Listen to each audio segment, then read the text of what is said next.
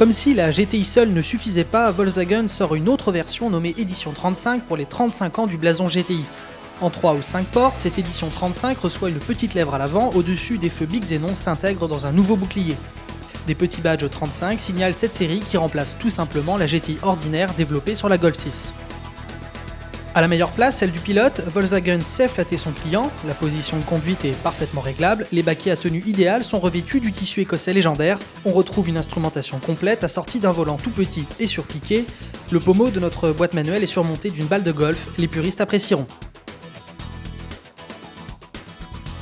L'édition 35 reçoit le 2 litres TSI poussé à 235 chevaux, soit 25 de plus que sur la GTI normale. Bloc généreux, très silencieux en bas régime, il vrombit puis hurle à partir de 4000 tours minute, le meilleur moment pour bénéficier des 300 Nm de couple. Disponible en DSG automatique, notre version était en boîte 6 manuelle, les verrouillages sont rapides, précis, bien aidés par un pédalier idéal. En 2 portes ou en 5, la GTI Édition 35 est une compacte, même si l'arrière tolère 3 personnes, il ne faudra pas être un grand gabarit, surtout pour être secoué sur une banquette dure comme des planches. Les baquets devant prennent tellement de place que l'espace aux jambes derrière est minimaliste.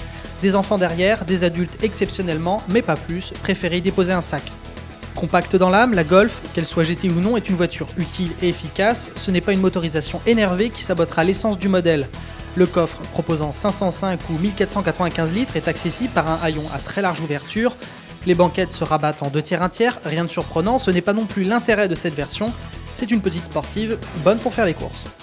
L'intérêt justement, c'est la conduite. Le bloc bien perché sur le train avant s'associe à une direction très précise combinée à un amortissement piloté à 2 réglages, confort et sport. Dans les 2 cas, elle déteste les pavés. Le freinage est un peu juste malgré une sensibilité de pédale parfaite. Ce n'est pas une voiture prête pour la piste, mais elle est intouchable sur petite route. Premier prix, 31 130 €.